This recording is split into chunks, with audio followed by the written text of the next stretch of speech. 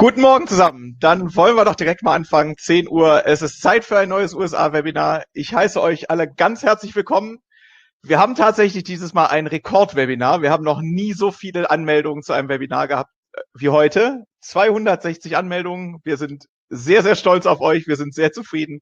Und wir freuen uns natürlich, weil ihr habt euch so zahlreich angemeldet, weil wir ein ganz, ganz tolles Thema heute haben. Wir haben zwei Partner dabei. Wir werden uns mit dem Port of Seattle, mit dem Albert, den seht ihr da unten schon. Hallo Albert. Die Region Seattle und Washington State angucken. Ich werde nicht müde zu betonen, dass es eine meiner absoluten Lieblingsregionen der USA ist. Und wir haben den Tilo Zimmermann von NCL noch mit dabei. Guten Morgen. Guten Morgen, Tilo. Der uns einen kurzen Einblick geben wird in die Alaska-Kreuzfahrten, die man mit NCL ab Seattle hervorragend angehen kann. Das heißt, das ist das, was wir heute vorhaben. Wie in jedem von unseren Webinaren gilt, das ganze Webinar wird aufgezeichnet. Ihr bekommt alles im Nachgang nochmal von uns als YouTube-Link. Das heißt, ihr könnt euch alles nochmal in Ruhe anschauen. Ihr könnt Fragen immer über den Chat stellen. Das heißt, wenn ihr irgendwie Fragen zur Präsentation habt, immer gerne über den Chat melden. Und ich gebe die Fragen dann dementsprechend an Albert und Tilo weiter. Das war es dann eigentlich auch schon von meiner Seite an technischen Grundlagen quasi. Ihr werdet sowohl von Albert als auch Tilo eine Follow-up-Mail bekommen. Das heißt, ihr habt die Kontaktdaten von denen auch und könnt dann nochmal ganz gezielt Fragen hinstellen. Das war es jetzt aber von meiner Seite an Grundlagen. Damit würde ich direkt an Albert übergeben. Albert, nimm uns doch mal ein bisschen mit in das schöne Seattle. Aber gerne. Ja. So, guten Morgen allerseits. Albert Jennings hier in Köln bei Get It Across Marketing. Wir vertreten mehrere Destinationen in den USA, unter anderem den wunderschönen pazifischen Nordwesten mit Port of Seattle. Ich rede halt so, okay Leute, so ist es. Ihr müsst einfach mal klarkommen. So, ich wohne schon länger hier in Deutschland. Bin super glücklich hier in Köln, traumhaft, Alaf und Aloha. Die Aussprache ist einfach so geblieben und es ist nicht bewusst oder unbewusst, es ist einfach wie das ist, okay? So, ich schalte hier meine Kamera jetzt aus und ihr habt jetzt nur meine Stimme und wir gehen dann hier durch unsere Präsentation für Seattle und Washington State. So, wo sind wir überhaupt? The Pacific Northwest. So, das ist 9 Stunden Zeitverschiebung von Deutschland aus entfernt. Pacific Northwest ist Oregon, Washington und BC, also diese Ecke hier. Seattle, ja, es ist eine sehr interessante Bundesstaat. Es hat unterschiedliche Gebiete, die ich erklären werde. So, das ist der Olympic National Park. Das ist halt, wo Leute kennen Washington und denken, es regnet die ganze Zeit. So, es regnet schon viel und häufiger in diesen Gebieten hier entlang der Küste. Aber wir haben eine ausgedehnte Bergkette hier. Und hinter diese Bergketten in den östlichen Teil von Washington ist es ganz anders. Und das ist, wo wir halt diese unglaublichen tollen Weinanbaugebiete haben. So, ich komme zu diesen Gebieten alle im Laufe hier von der Präsentation. Wir müssen erstmal wissen, oh hier, das ist auch wichtig. Jeder will wissen, National Parks. So, wir haben 3 National Parks in Washington. So, wie kommen wir hier nach, ist das weg? Ja, wir kommen hier nach Washington. So, Seattle-Tacoma International Airport ist in den südlichen Teil hier, ihr seht auf der Karte hier unten rot gekennzeichnet SEA. Für uns wichtig für Reisende in 2021, nächstes Jahr, wir bekommen eine neue International Arrival Terminal. Das Ding wird fertiggestellt, voraussichtlich im März nächstes Jahr. Es war schon dringend notwendig, weil die International Terminal vorher war ziemlich eng. So, Seattle wegen seiner geografischen Lage zwischen Asien und Europa ist es ungefähr die mittlere Strecke. Und Seattle liegt auch sehr weit nördlich. So, insofern ist die Flugzeit nach Seattle knapp 11 Stunden, so zwischen 10 Stunden 30 und 10 Stunden 45, also fast 1,5 Stunden kürzer als die Flüge weiter südlich nach Los Angeles. So, es ist eine relativ oder ist auch natürlich kürzer als San Francisco, über eine Stunde. So, vorher, also die Lufthansa hat die Flugstrecke wieder aufgenommen. Wir wissen, dass die Flüge in die USA noch nicht möglich sind für Normaltouristen. Die Lufthansa und Condor haben beide Flüge, tägliche Flüge letztes Jahr von Frankfurt aus nach Seattle geflogen. Und ich kann nur hoffen, Leute, dass die Lufthansa dann weiterhin die Zubringerflüge in der Zukunft für die Condor anbietet. Ich finde es ein Unding, dass sie Steuergelder bekommen und dann sagen, nee, wir machen unser eigenes Ding. Das einfach als eine unerwartete Kommentar von Albert Jennings. So, wir haben ein Stadtbahnsystem und es kostet nur $3 mit diesem öffentlichen Verkehrssystem from Seattle Airport bis Downtown, Midtown, Seattle.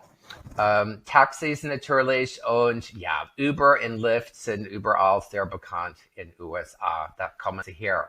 So, Seattle ist ein sehr wichtiger Wirtschaftsstandpunkt. Wir haben sehr viele große Firmen in Seattle beheimatet, wie Microsoft, Amazon, Boeing, Google und natürlich Starbucks Coffees. So, die Stadt ist sehr wichtig wirtschaftlich, aber Tourismus und vor allem der Kreuzfahrt nach Alaska ist ein sehr wichtiger Wirtschaftszweig für uns in Seattle. So sieht Seattle aus. Hinten ist Puget Sound und hier vorne, das ist ein Wasserflugzeug von der Firma Kenmore und das ist ganz toll. Der Flughafen. Es ist eine Wasserfläche Landeplatz in Union Lake und das ist direkt diese Wasserfläche, wo der Flugzeug ist. Nur eine Preisvorstellung für 20 Minuten hier für einen Rundumflug um Seattle. Es kostet knapp $100. So, ich finde es absolut prima und ja, man kriegt einfach wahnsinnig viel zu sehen für die Orientierung und es macht einen Heidenspaß, auf dem Wasser zu landen. So, die Hauptsehenswürdigkeiten in Seattle sind alle fußgängermäßig aneinander, nicht gebunden, aber die Innenstadt ist nicht riesig groß. So, ich gehe mal hier durch die Hauptsehenswürdigkeiten in Seattle und die Nummer 1 ist auf jeden Fall the Pike Place Market. Pike Place Market ist, die sagen, es ist eine der ältesten durchgehend betriebenen Farmers Market in den USA. Und hier hat man wirklich alles. Es gibt ukrainische Bäcker, es gibt Käseladen, es gibt natürlich Meeresfrüchte ohne Ende, Obst und Gemüse, Süßigkeiten, Karamell, Toffee-Läden, Bierkneipen, Restaurants, alles ist hier im Pike's Place Market. Bekannt vor allem sind die fliegenden Fische, so wenn das ist ein Fishmonger, also ein Fischverkäufer, so wenn einer einen ganzen Fisch bestellt, dann wird es dann wirklich über den Theken geschmissen und alle Leute schreien und es ist schon total lustig. Weiterhin, wahrscheinlich das Wahrzeichen von Seattle ist die Space Needle, so die Weltausstellung war 1962 in Seattle und so wurde der Space Needle gebaut. Es wurde gründlich renoviert vor etwa 2 Jahren, war ein paar Jahren geschlossen und jetzt haben sie es neu gemacht und ihr seht dann oben, es gibt eine unglaubliche, diese Aussicht wurde erweitert über diese verschiedenen Glasplattformen. So, man kann, das Glas ist leicht schräg eingelehnt mit Sitzbänken. So, das ist so der absolute Selfie, Instagram, Hi, I am the world Foto. Ich kann von hier aus gemacht werden mit der wunderschönen Vulkan Mount Rainier im Hintergrund. Ja. So.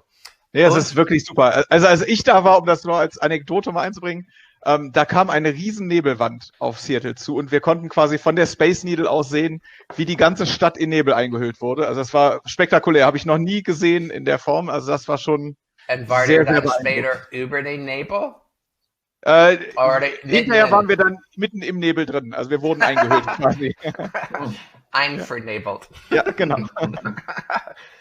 Ja, so unter der Space Needle ist eine wirklich ganz tolle Museum von Chihuly. So Chihuly war ein Glaskünstler und die Ausstellungsfläche, die sind sowohl innen drin als auch draußen, die sind einfach spektakulär. Jeder denkt, Glasmuseum, was soll das? Es ist total prima. Also die Farben, die Formen und einfach mal die Beleuchtung, sowohl innen als außen, sind einfach hervorragend. Und Ja, also das habe ich auch schon, also ein paar Leute werde ich jetzt schon langweilen mit der Geschichte, glaube ich, weil ich es schon ein paar Mal erzählt habe. Wir sind in dieses Glasmuseum gegangen, nur, und das wird Albert gleich nochmal erklären, weil es im City Pass noch mit drin war und lange geöffnet hatte. Und dann haben wir gesagt, ach komm, da gucken wir uns das komische Glasmuseum halt auch noch an. Es ist das Coolste, was wir in Seattle gemacht haben. Ja. Es ist spektakulär, es ist total schön. Man hat das so wahrscheinlich noch nie gesehen in der Form. Also Glasmuseum hört sich auf gut Deutsch einfach langweilig an. Ja. Es ist absolut spektakulär, schön, toll inszeniert alles. Man hat diesen Garten direkt unter der Space Needle. Also wirklich absolute Empfehlung von meiner Seite. Es ist eine weitläufige Anlage unter dem Space Needle und es gibt auch so ein Monorail-System innerhalb von Seattle. Das ist ein bisschen anders als das U-Bahn-System. Auf jeden Fall, es wurde alles wegen der Weltausstellung damals gebaut, aber es ist alles so wirklich toll wieder aufgefrischt worden.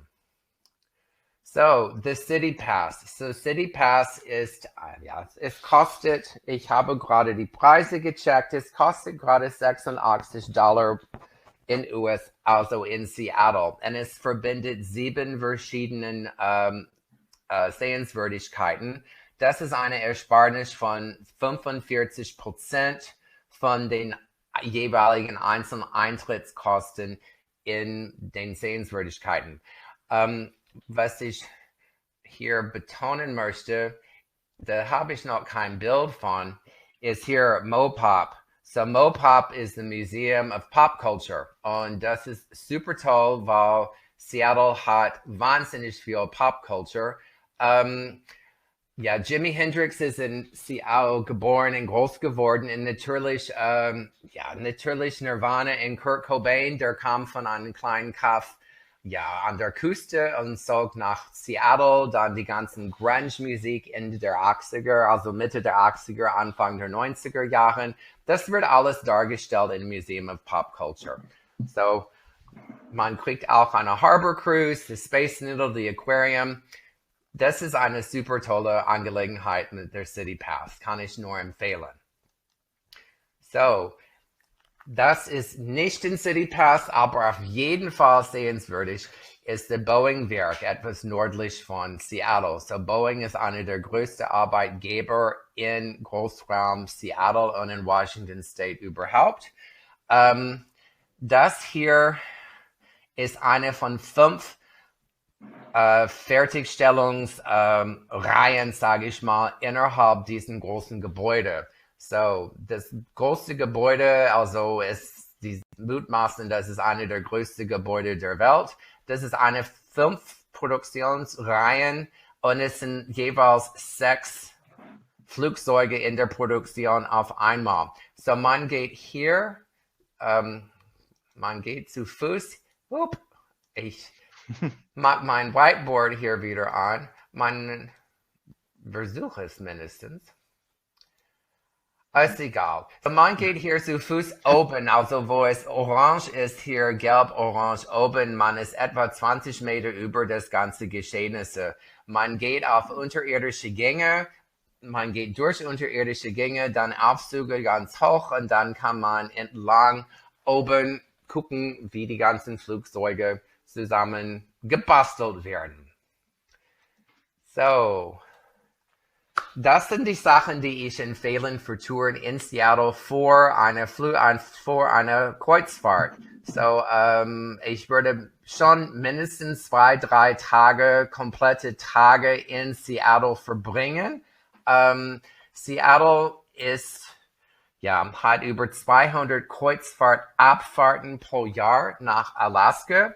Die Kreuzfahrt, es ist mehrmals auserkoren worden als die beste Abfahrthafen in Nordamerika. Ganze Kreuzfahrtgeschichte ist nicht super alt. Also es ist erst knapp 20 Jahre alt, hatten wir die erste Kreuzfahrten von Alaska über Victoria in Kanada weiter nach Alaska. Albert, darf ich einmal kurz dazwischen reden? Sorry. Bitte. Also anscheinend haben ein paar Leute heute häufig Tonaussetzer. Hast du alles, was an Programmen nebenbei läuft, irgendwie kannst du das ausschalten, irgendwie dein Outlook, irgendwie, falls noch eine andere Website offen ist oder so? Vielleicht hat es damit zu tun. Okay. Dass du einfach mal alles ausmachst. Ich weiß nicht, ob du ein VPN vielleicht offen hast oder so.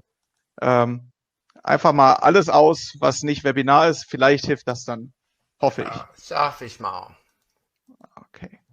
Ja, wenn wir so viele wunderschöne Infos haben, sollen wir die Webinar hören. Gut.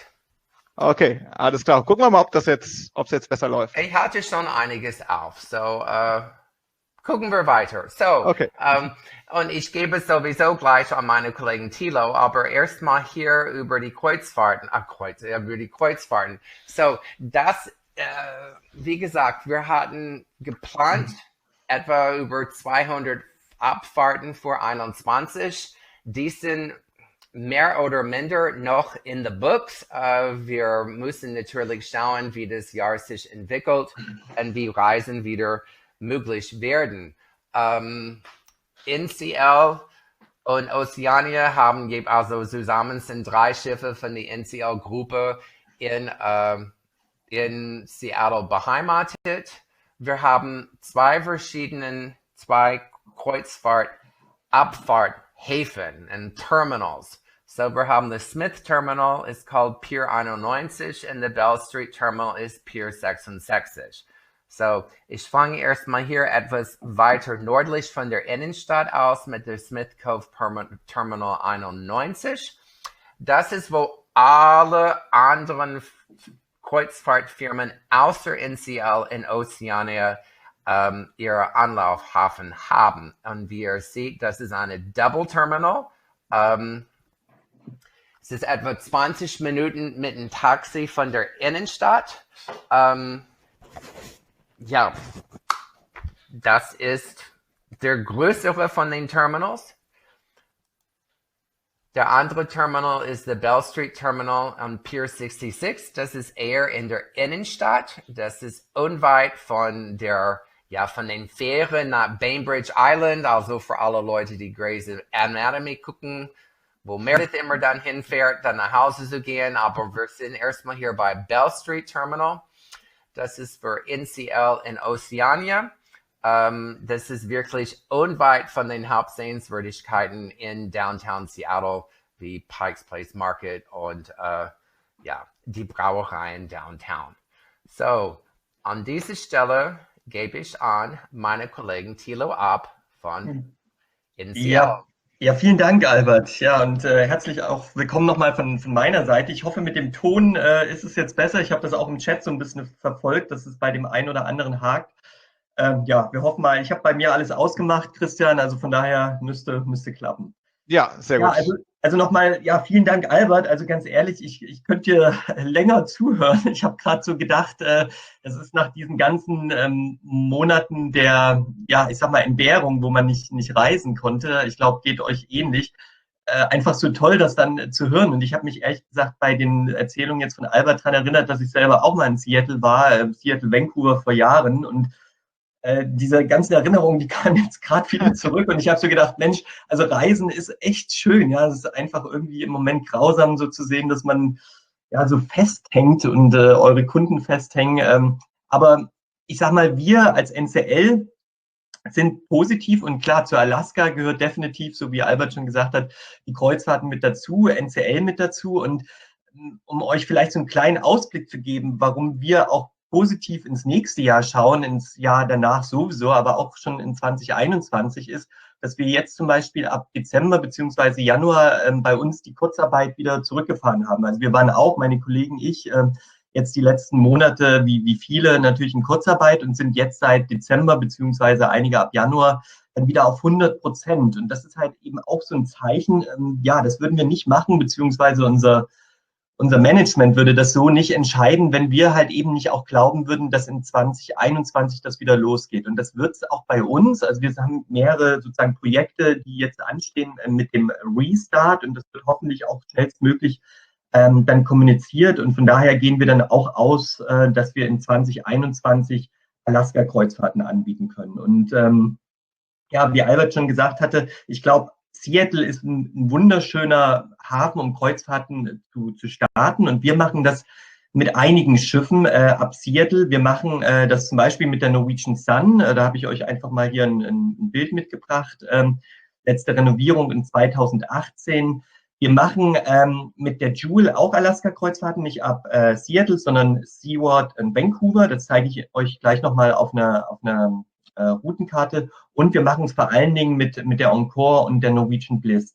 Wichtig, deswegen hatte ich die Folie jetzt hier nochmal mitgebracht, dass ihr seht, letzte Renovierung. Das heißt, wir haben natürlich in unserer Flotte auch ältere Schiffe, nicht nur die neuen, wie jetzt zum Beispiel eine Norwegian Encore, die ganz neu ist, sondern auch eine Norwegian Sun, eine Norwegian Jewel. Diese Schiffe sind aber auch in den letzten Jahren komplett renoviert worden. Und das ist halt auch immer das Argument, was wir vielen unseren Kunden oder natürlich euch im Reisebüro mitteilen, dass wir sagen, natürlich haben wir auch ältere Schiffe, die sind aber alle auf sehr hohem Niveau, eben weil wir in den letzten Jahren ein sogenanntes, das hieß Norwegian Edge Programm gestartet haben, wo wir eben gesagt haben, wir wollen dem Kunden das gleiche Gefühl geben, dieser Hochwertigkeit, egal ob er jetzt auf ein ganz neues Schiff von NCL geht, wie Norwegian Encore, oder eben auch auf einer Norwegian Sun, die vielleicht schon ein paar Jahre älter ist. Ja, die Norwegian Encore, vielleicht war der eine oder andere mit auf der Einführungsfahrt, die wir hatten. Wunderschönes Schiff, hat halt eben auch gerade für Alaska extrem viel zu bieten, weil sie ganz oben so eine Observation Lounge hat, auch so eine sogenannte Waterfront, wo man auch mal so ein bisschen rausgehen kann und wo man einfach natürlich auch unser Konzept, dieses Konzept dieser wirklich sehr exquisiten Restaurants, dieses klein, aber fein, natürlich per excellence dann vorfindet. Hier jetzt einfach mal so ein Eindruck beziehungsweise so eine Routenkarte von dieser klassischen Tour 7 Nächte ab bis Seattle. Erfahrungsgemäß, und das haben die letzten Jahre gezeigt, verbinden das unsere Kunden immer mit Vor- oder Nachprogramm. Das heißt, es gibt eher wenige Gäste, die einfach nach Seattle fliegen und dann wieder zurückfliegen. Dafür gibt es einfach viel zu sehen, wie gerade schon natürlich gezeigt wurde. Allein Seattle ist immer eine spannende Reise wert, aber auch das ganze Gebiet rings um Seattle, beziehungsweise viele kombinieren es dann auch noch mit Vancouver. Und das ist auch so ein bisschen der Ansatz, den wir haben. Das heißt, wir haben natürlich Individualgäste, die übers Reisebüro das dann über uns so buchen. Wir bieten auch Vor- und Nachprogramme an.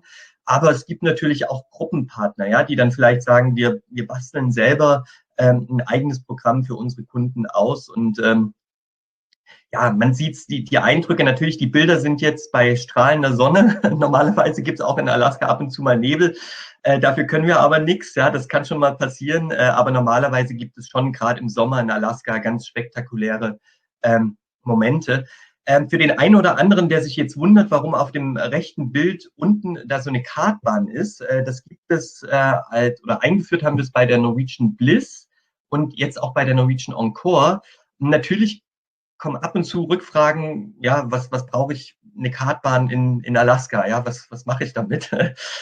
Das Interessante daran ist, dass die Leute, die sehr kritisch dem gegenüber standen, ja, eigentlich die waren, die ich dann gar nicht mehr von der Strecke runterbekommen habe, ja, also von daher, das ist immer so, wir bieten das mit an, aber natürlich, man muss es nicht machen und auch zur Information, das sind natürlich E-Cards, ja, also wir fahren da nicht mit Benzinmotoren dann in Alaska herum, aber einfach, dass Sie mal sehen, sozusagen diese Bandbreite, die wir anbieten. Aber generell ist es schon so, NCL oder die Schiffe von NCL, das sind jetzt keine, ja, ich sage immer so Fun-Schiffe, sondern wir sprechen eher Kunden an, die ja sehr weltoffen sind, die sehr viel Wert auf sehr gutes Essen legen, auch in kleineren, feineren Rahmen, anstatt in, ich sag mal, großen Restaurants. Und die auch sehr viel Wert auf gutes Entertainment legen. Alles in einer Atmosphäre, die sehr international ist. Ja, also wenn Sie Kunden haben, die sagen, Mensch, bei mir muss zu jeder Tages- und Nachtzeit alles auf Deutsch sein, dann ist das vielleicht die falsche Reederei, ohne das irgendwie arrogant zu meinen, sondern wir sprechen eher Kunden an, die gerade diese Internationalität suchen. Und hier jetzt nochmal ein Beispiel von der Norwegian Jewel, das hatte ich ja auch gerade schon gesagt, die dann sozusagen von Vancouver nach Seward beziehungsweise andersherum fährt. Das ist natürlich auch sehr beliebt, beziehungsweise rechts oben auch nochmal dieses Bild dieser Waterfront, die wir auch haben. Das ist so ein Bereich, gerade bei den neuen Schiffen, bei der Norwegian Encore und bei der Norwegian Bliss, wo viele unserer Kunden immer gesagt haben, Mensch, eure Schiffe, die sind so toll und diese Restaurants, aber es spielt sich vieles immer innerhalb der Schiffe ab. Und da war der Wunsch, das auch so ein bisschen nach draußen zu verlagern. Und das haben wir wirklich bei den neuen Schiffen so gemacht. Das heißt, da sind teilweise auch Restaurants, Bars oder man kann einfach so ein bisschen so lang flanieren, wie jetzt die Familie hier im Bild. Also es ist wirklich so ein sehr schöner, offener Bereich und man kriegt auch so ein Gefühl, wenn ihr mal vielleicht unseren Katalog in der Hand habt oder auf der Webseite seid, die Schiffe sind eher sehr, ich sage mal, sehr stylisch, sehr hochwertig. Also es ist viel mit Holz, sehr viel mit Pastelltönen. Also spricht eher so ein bisschen den europäischen Gast an, der eher sowas sucht, anstatt ja alles bunt und sozusagen eine Animation nach der anderen. Das ist bei NCL, findet so nicht statt. Ja, nur mal so zur Info. Ja, und dann als kleinen Eindruck, wie es bei uns an Bord sich abspielt, habe ich noch so ein Zugeht, genau, danke Christian, so ein kleines Video nochmal mitgebracht und das soll so ein bisschen Lust machen auf Alaska. Schaut es euch einfach mal an. Das startest du jetzt, Christian, richtig? Ja, genau. Super.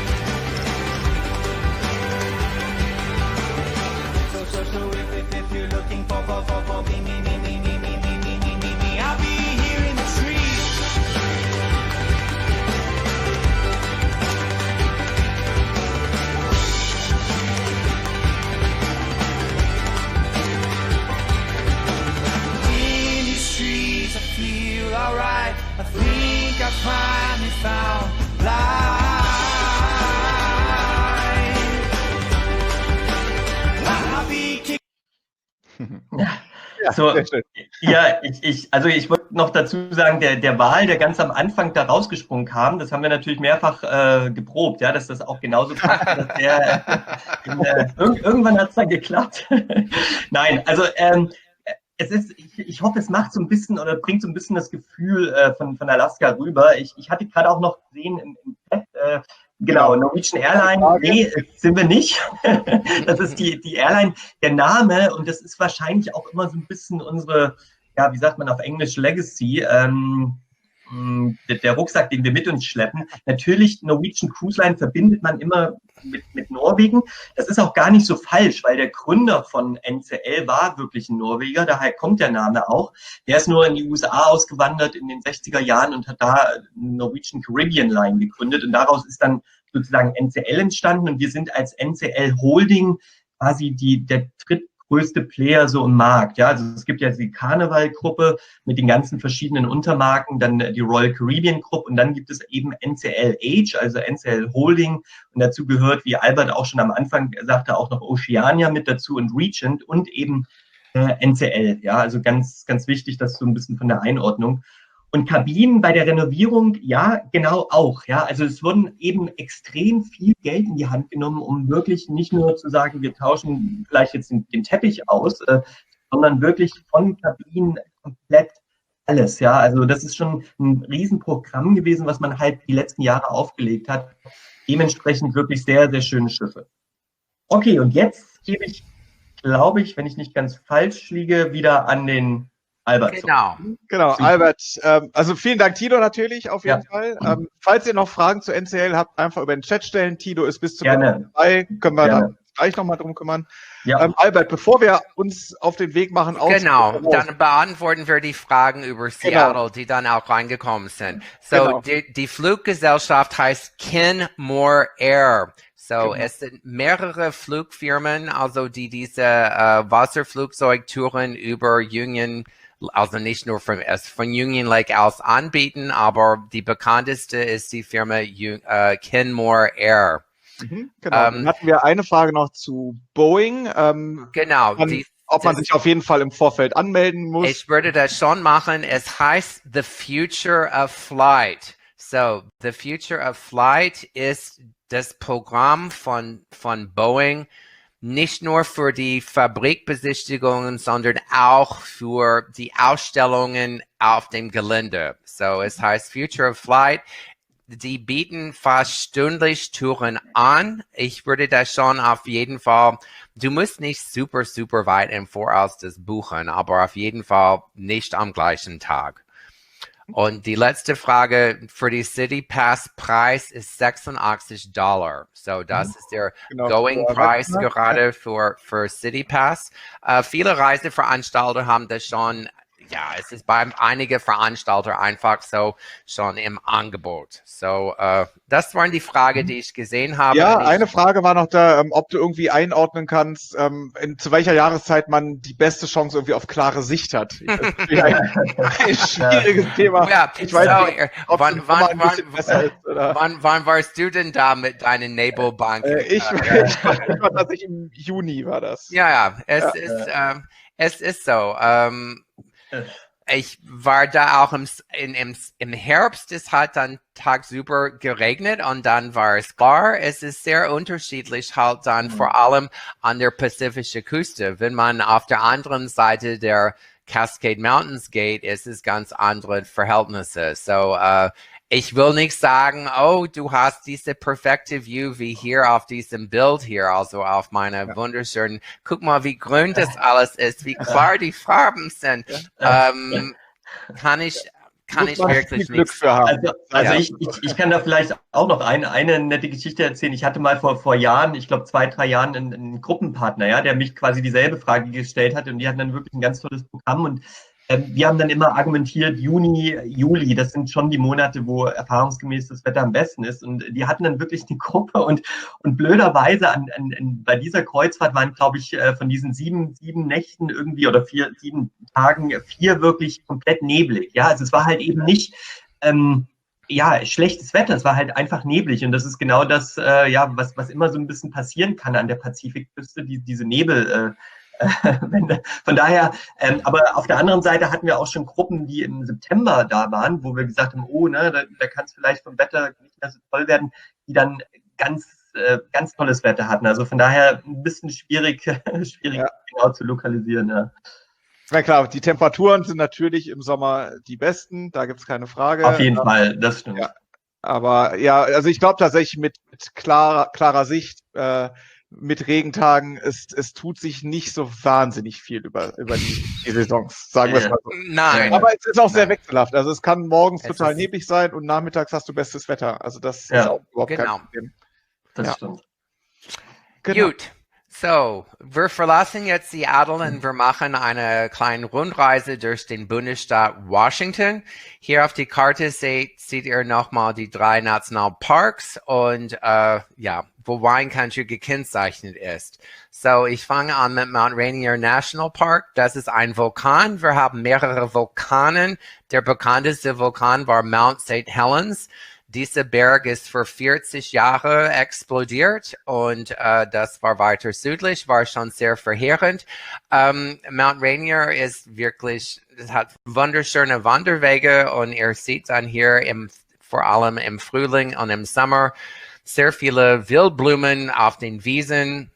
Es sind Fahrradmöglichkeiten und Wandermöglichkeiten hier. An der Stelle möchte ich nochmal eine Lanze für Mount St. Helens brechen. Okay. Wenn ihr die Zeit habt, fahrt auf jeden Fall dahin. Guckt euch das an. Ich gehe nochmal einmal die Folie zurück. Es ist unwahrscheinlich, was da für Kräfte am Berg waren. Das kann man sich nicht vorstellen. Das ist quasi, es war genauso ein Berg wie der hier. Da ist ein Drittel einfach weggesprengt. Ja. Du hast über Kilometer hast du keinen einzigen Baum mehr stehen. Und irgendwann nach 10, 12 Kilometern hast du einen riesen Berghang, wo wie kleine Streichhölzer aufgereiht ein Baumstamm nach dem nächsten liegt. Die sind alle weggeweht worden. Die sind über Kilometer weggeweht worden, Ja. wie Laub hier im Herbst. Mhm. Das kann man sich wirklich nicht vorstellen. Und das Visitor Center da vom National Park Service ist großartig. Die machen richtig gute Touren, erklären einem genau, was passiert. Also wer die Zeit hat, das ist absolut spektakulär. Ja, genau. So, das ist die vulkanische Geschichte, sage ich mal, von uns im Bundesstaat Washington. Wir gehen dann zu the North Cascades. Das hat auch das höchste Berg in Washington, und das ist Mount Baker. Das ist auch ein Vulkanberg in the North Cascades. So, the North Cascades trennt halt der Bundesstaat östlich-westlich. Es ist sehr hoch gelegen. Es gibt eine sehr schöne Panoramastraße durch die North Cascades. Mount Baker ist ungefähr, wo dieser rote Kreis ist, da oben. Das ist der nördlichst gelegene Skigebiet in der USA. Es ist nicht besonders gut erschlossen. Es ist sehr beliebt für die Leute, die in Bellingham und in dieser Ecke hier von Washington wohnen. So, das ist, wo Bellingham ist, und das ist der Zugang zu den San Juan Islands. So, the North Cascades National Park ist sehr gut erreichbar, wenn man von Seattle aus nördlich oder über die Insel nach Bellingham und von Bellingham weiter dann zu the North Cascades. So, wahrscheinlich der bekannteste Nationalpark ist der Olympic National Park, und für alle Fans von Twilight, die diese wunderschöne Romanze zwischen Edward und Bella verfolgt haben, das hat an diesem Strand abgespielt. Es hat in Olympic National Park überhaupt abgespielt. Es ist eine sehr große Gelände mit sehr unterschiedlichen Landschaften. Wir haben Alpin, Seen da, sehr schöne Lodge at Lake Crescent. Wir haben auch Regenwälder, moosbedeckte Wanderwege in Olympic National Park. Es ist eine sehr große Gelände, Olympic National Park. Es sind Übernachtungsmöglichkeiten in Lodges wie der Lake Quinault Lodge in den Regenwaldgebiet, und das Claylock Lodge ist unweit hier von den Ruby Beach an der Küste. Wir fahren weiter zu unserer Hauptstadt. Das ist Olympia. Olympia, wie vieles in Washington, hat sehr viel mit Kaffee zu tun. Es hat zu tun, dass es einfach mal ein Umschlagplatz war für die ganzen Schiffe aus anderen Teilen der Welt. Ja, Starbucks, die erste Starbucks war nicht in Olympia, aber halt unweit. Es war genau in Pikes Place Market in Seattle. So kann man auch besuchen. Olympia ist auf dem Weg, sage ich mal, zu den anderen Gebieten in Washington. Und das sind die wunderschönen Landschaften in Washington auf der anderen Seite, auf der östlichen Seite der Bergkette, dann the North Cascades. Ihr seht diese wunderschönen gelb leuchtenden Getreidefelder. Die Erde ist einfach super, super reich hier. Es ist eine eine nährstoffreiche Boden. Es hat zu tun mit der geologischen Entwicklungen über die Jahre, mit den Gletschern, die früher da waren. Es gibt eine sehr fette, dicke Schicht von Lehm und Silt, und deswegen ist es eine sehr ertragsreiche Boden für die Getreidefelder. Im Frühling sind die Felder leuchtend grün-gelb, und im Herbst ist es leuchtend gelb. So, Äpfel in der Mitte. So, Washington hat die meisten Äpfelplantagen. Es ist, wo die meisten Äpfel in komplett USA wachsen, und auch natürlich die Weinanbaugebieten. So, Wein ist ja, Washington ist das wichtigsten und zweitgrößten Weinanbaugebiet in der USA. Kalifornien natürlich ist Nummer 1 und Kalifornien ist riesig groß und produziert zigtausendmal mehr Liter Wein als Washington, aber Washington hat mittlerweile fast 1000 Weingüter. Und Walla Walla, Washington, da unten ist, sage ich mal, das Zentrum oder die bekannteste Ecke, wo viele von diesen Weingütern sind. Das ist hauptsächlich Pinot Noir, man hat Grenache, Merlot, es sind Rotweine, es sind auch Cabernets, es sind auch Weißweine in Richtung Chardonnay, aber die Pinot Noirs sind wirklich super aus Washington State. Das ist, worauf ich tippe. So, wir haben in den Follow-up, kriegt ihr dann eine sehr schöne Übersicht von verschiedenen Mietwagen-Rundreise-Vorschläge. Die sind alle geparkt auf unserer Website. So, die Website ist in Großbritannien, UK, aber das spielt überhaupt keine Rolle. Ihr seht, planen Sie Ihren Urlaub. Wir haben mit einigen Receptive DMCs in den USA zusammengearbeitet, um Routenvorschläge durch Washington und den Pacific Northwest auszuarbeiten. So, diese 4 Touren sind geparkt auf diese Website und wir haben die alle hier natürlich im Büro als PDFs und wir haben einen Spickzettel für euch. Und Albert, darf ich da direkt noch einmal mit reingehen? Sorry. Ja, bitteschön. Du hast gesagt, das sind alles die Mietwagen-Rundreisen. Es kam eine Frage, ob die Region auch für Camper gut geeignet sind. Also gibt es viele Campgrounds. Kannst du da was zu sagen? Ich kann persönlich weniger über die Campgrounds sagen, weil ich bin kein Camper. Ich bin so eher ein Hoteltyp. Es sind, wie in alle US-Bundesstaaten, sind State Parks vorhanden. Und die State Parks sind manchmal, also in vielen Fällen genauso dramatisch gelegen wie die Nationalparks. Viele von den State Parks haben Campingplätze. Nicht alle Parks haben Wasser- und Stromanschlüsse. Wir haben Kartenunterlagen hier und die Parks sind auch gekennzeichnet in den Unterlagen und natürlich über die State Park Sites kann man dann die Campingplätze rausbekommen. Ja, nee, jetzt wo ich drüber nachdenke, im Olympic. Oh, die Frau Katrin Manzel schreibt. Campingplätze. Ja, genau. Hallo Katrin Manzel. Genau, im Olympic National Park sind uns auch viele Camper entgegengekommen. Also stimmt, da war viel unterwegs. Also es gibt auf jeden Fall die Möglichkeiten. Ja. Gut. Ja. So, was wollte ich nochmal sagen? Oh ja, die ganzen kleinen Websites, das müsst ihr nicht merken. Hier ist meine Adresse in Köln unter POS, Port of Seattle, Get It Across.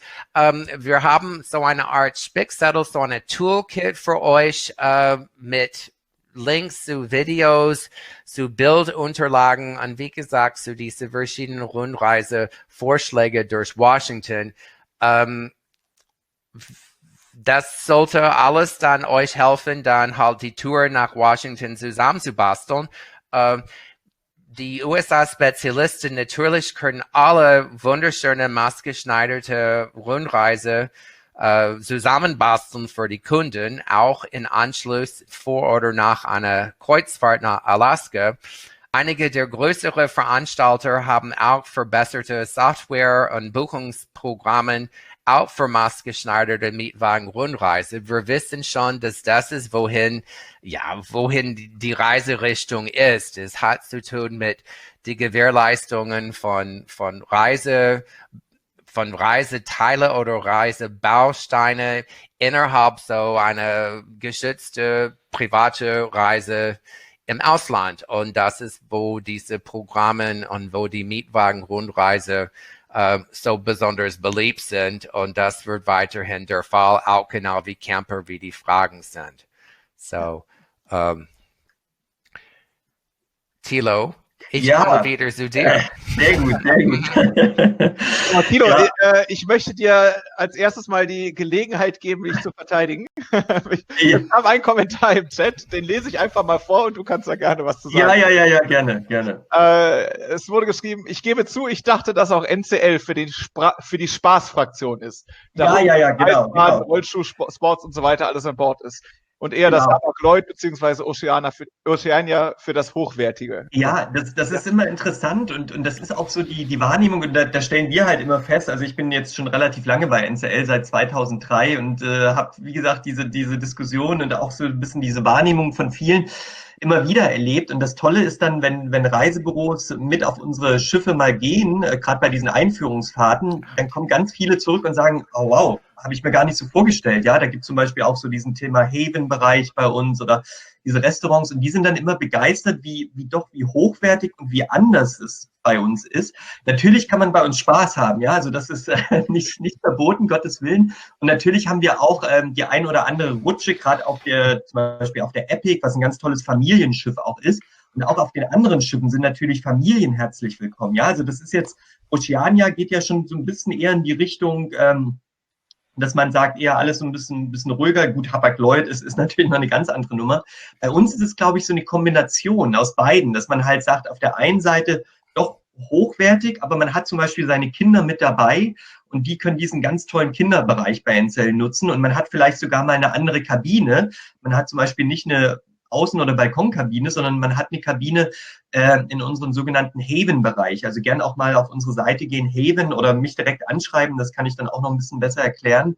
Das sind quasi Kabinen, die über den Standard so ein bisschen hinausgehen von der Größe, von der Ausstattung, aber preislich jetzt nicht total weit weg sind, ja, also es sind jetzt keine, ich sag mal, Preise, die man jetzt vielleicht auf einer Hapag-Lloyd oder auf einer Regent und so bezahlen sollte, ja, also von daher ist es ein sehr spannendes Produkt und gerade sozusagen diese kleinen, feinen Unterschiede, ich glaube, das ist halt wichtig für euch im Büro, dass ihr das letztendlich wisst. Ich sage immer, wenn ein Kunde ins Büro kommt und er will definitiv eine Reederei buchen, ich sage jetzt mal auf AIDA oder was auch immer, dann ist wahrscheinlich das so, dass der Kunde das dann auch so bucht. Aber es gibt ja oftmals Kunden, die vielleicht sagen, ich interessiere mich erstmal für eine Destination, wie zum Beispiel Alaska, ja, oder Hawaii bei uns, und die dann sagen, Mensch, gibt's denn da für eine Möglichkeit? Und dann ist es, glaube ich, immer hilfreich, wenn ihr wisst, aha, da gibt es auch eine ganz tolle Reederei mit 3 Buchstaben, NCL,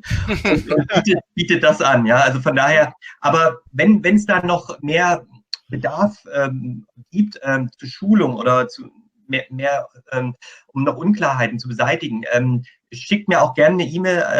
Albert hatte ja gerade auch schon die Folie gezeigt mit meinen Kontaktdaten, beziehungsweise dann auch in der Follow-up-E-Mail. Also würde mich wirklich freuen, wenn wir vielleicht diesen Kreuzfahrtfunken so ein bisschen euch näher bringen können. Also den NCL-Kreuzfahrtfunken natürlich. Genau. So. Ja, genau. Und also von meiner Seite vielen Dank auch für die Zeit. Ich finde es phänomenal, dass so viele, also ich glaube, das ist auch persönlich mein Highlight. Ich habe noch nie an einem Webinar teilgenommen mit so vielen Teilnehmern. Ich finde das absolut spektakulär. Wir selber von NCL führen auch Webinare durch, einmal im Monat, immer der erste Mittwoch. Aber da liegen die Zahlen eher so zwischen 30 und 50, deswegen unglaublich und auch danke. Yay, Wüste, yay, Wüste, yay, Wüste. Nee, und danke auch an Christian für die ganz tolle Vorbereitung, Setup und natürlich an Albert für die ganz tollen Einblicke. Ja, sehr gerne. Sind doch Fragen offen zu Seattle, zu Washington State, zu NCL, dann können wir da jetzt natürlich noch kurz drauf eingehen. Genau. Und was ich hier zeigen möchte, ganz kurz, wir haben unsere neue Cruise and Stay Broschüre. Es ist auf Englisch, aber innen drin sind auch 3 verschiedene Routings mit aller Hauptsehenswürdigkeiten unterwegs. So, wenn ihr Exemplar davon haben möchtet, dann schickt mir einfach mein E-Mail, das kann ich euch kostenlos zuschicken. Ja, das machen wir gerne. So, ist eine andere Frage da, Christian? Genau, NCL wird auf jeden Fall nochmal verteidigt. Also genau das, was ich sehe es gerade. Sehr gut, vielen Dank. Ja, Hawaii ist also wenn ihr irgendwann mal Anfragen für Hawaii habt, dann muss es eigentlich immer klingeln. Und wichtig, das Schiff, was da fährt, nicht durcheinander bringen lassen. Das heißt Pride of America. Also das hat wieder so ein bisschen anderen Namen. Deswegen sind wir doch vielleicht ein bisschen erklärungsbedürftiger. Wir sind da einfach ganz stolz, als einzige Reederei weltweit dieses Island-Hopping anzubieten mit dem Schiff Pride of America. Also ganz tolle Möglichkeit. Genau, Albert, es kam eine Frage zu den Lodges gerade nochmal. Ja, genau. Kannst du das in dein Follow-up vielleicht einfach nochmal gezielt mit reinschreiben auch? Genau, also weil die lassen sich alle schwierig buchstabieren aus der Crescent. So es ist Lake Quinault, es ist Claylock und es ist Lake Crescent. Lake Crescent, genau. Ja. So, ich kann nochmal. Tut mir leid, wenn die Audio am Anfang war ein bisschen wackelig. Das war mein Fehler. Ich hatte in der Tat einige zu viele Programme hier auf. Kann passieren. So, es tut mir leid. Am Ende habt ihr genug für meine Aussprache gehört.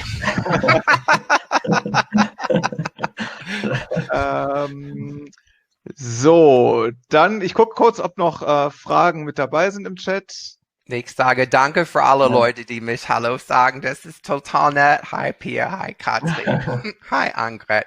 Ja, du kennst die alle, Albert. Also ich bin ganz verwundert. Nein, ich kenne nicht alle, aber ich bin auch länger in der Branche und ich habe mit unseren USA-Spezialisten über die Jahre natürlich sehr eng zusammengearbeitet. Und ich kann nur sagen, wir sitzen alle im gleichen Boot sozusagen, also am gleichen Schiff. Und ja, zusammen sind wir stark. Ich bin nicht zuversichtlich. Es ist natürlich wunderbar, dass wir eine neue Administration in Washington haben. Und das hoffen, es wird auf jeden Fall frischere und schönere Töne geben aus Washington. Das wird natürlich auch einfach mal eine bessere Gefühl geben. Tut mir leid, die letzten paar Jahre war für mich sehr unschön, für uns alle und das ist eine apolitische Veranstaltung hier, aber ich habe schon meine Meinung ein paar Mal geäußert. So. Ja. Das ist auch, glaube ich, kein Geheimnis. Nee. Nein.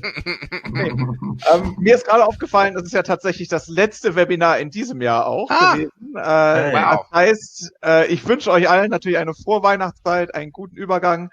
Ich glaube, wir können uns alle gemeinsam die Daumen drücken, dass 2021 besser wird und eigentlich auch nur besser werden kann, dass es endlich wieder mal ein Stück Richtung Normalität gehen wird, dass wir den Tourismus wieder ans Laufen kriegen. Wir starten ins neue Jahr am 14.01. mit dem nächsten Webinar. Da mache ich jetzt einmal noch kurz Werbung zu. Wir werden ein sehr bunt gemischtes Webinar haben. Es ist Iceland Air mit dabei, es ist die Mall of America mit dabei und Meet Minneapolis. Das heißt, einmal ein bisschen auf die großen Seen eingehen, ein bisschen Iceland Air sich angucken. Die haben auch immer tolle Präsentationen. Das ist das, was als nächstes ansteht. Und ansonsten, wie gesagt, Albert, Tilo, vielen, vielen Dank für das tolle Webinar, für die super Präsentation. Sehr gerne. Und euch allen einfach eine schöne Zeit und passt auf euch auf. Genau. Danke euch und danke euch und alles frohe Gute. Weihnachten. Und wir bleiben in Kontakt. Und danke, Wüste, danke, Christian, du machst es prima. Sehr gerne. Absolut. Alles klar. Bis dann. Macht's gut, ihr Lieben. Bis dann. Tschüss. Ciao.